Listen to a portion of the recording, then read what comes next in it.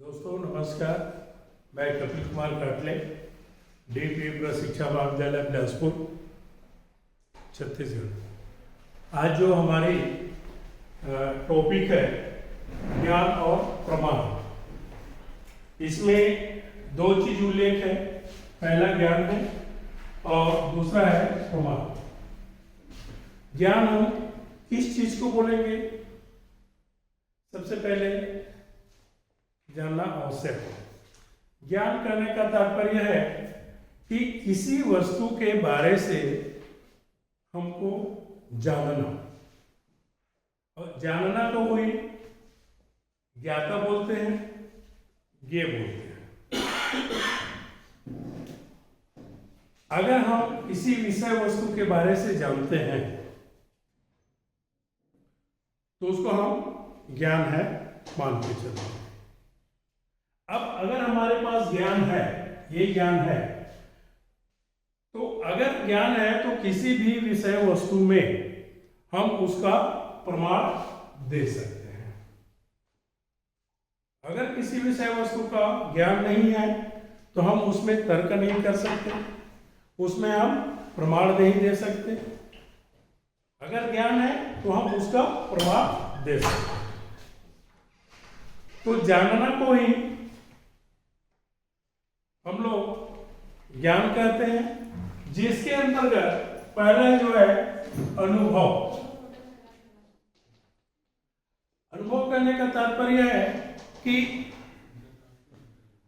एक शिक्षक को कक्षा पाठ्य वस्तु विद्यालय की अनुभव होती है, शिक्षण विधि की अनुभव होती है, अपनी कार्य क्षमता की अनुभव होती है। ठीक उसी प्रकार एक खेती करने वाले किसान को अपनी खेती की अनुभव होती है, राजनीतिज्ञ को राजनीतिज्ञ की होती है, समाज सेवक को समाज सेवक की होती है। तो उसको हम लोग ये अनुभव की श्रेणी में रखते हैं। जैसे कि बात ज्ञान की हुई, जानने की हुई, तो अधिकांश हमको सुनने में आता है कि गुरुजी आही और लइका मल्ला ज्ञान ला दी। तो भाई यहाँ पे लेन देन जो होती है दो व्यक्तियों के बीच में होती है। ये दो व्यक्ति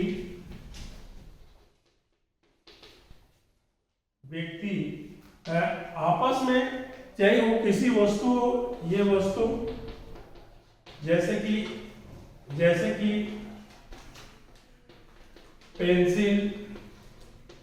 पेंसिल, किताब। अगर दो व्यक्ति के बीच में आदान प्रदान हो रही है, यहां पे लेन देन दूसरे व्यक्ति के साथ, तो अगर ज्ञान ऐसी प्रक्रिया है कि कोई लेन देन की प्रक्रिया नहीं है, लेकिन हम लोग मान के चलते हैं कि ज्ञान देने की चीज है। ऐसा नहीं है, क्योंकि अगर मेरे पास ज्ञान है, अगर मैं किसी दूसरे को अगर देता हूं तो वो विषय वस्तु की भांति वो मेरे पास ना रह के दूसरे व्यक्ति के पास स्थानांतरित हो जाएगा, बल्कि ऐसा नहीं होता। ठीक उसमें ये अनुभव देखे। अनुमान करने का मतलब समतुल्य दो वस्तुओं में समरूपता दिखाई देना। जैसे कि ये गाय और दूसरा है नीलगाय।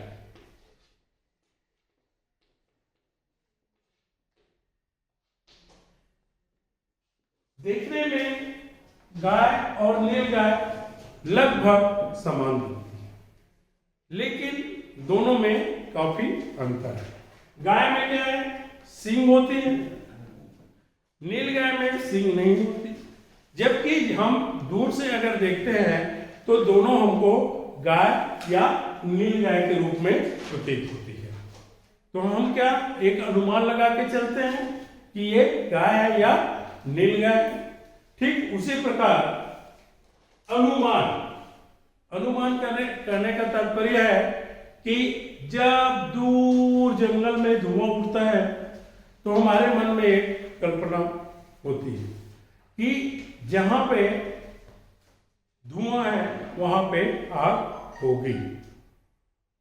ये क्या है, हमारा एक अनुमान के रूप में। अब ये निश्चित ही हम उसको सिद्ध करते हैं कि जहां आग होती है वहां धुआं होती है, या जहां धुआं होती है वहां पे आग होती है।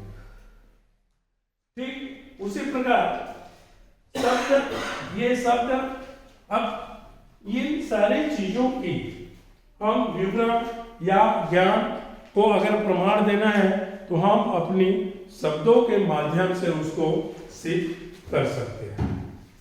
तो ये ज्ञान और प्रमाण के लिए हमको तर्क की आवश्यकता होती है, जो जानने वाला व्यक्ति, ज्ञाता व्यक्ति, ये व्यक्ति उसमें प्रमाण सिद्ध कर सकता है। ठीक दोस्तों, नमस्कार।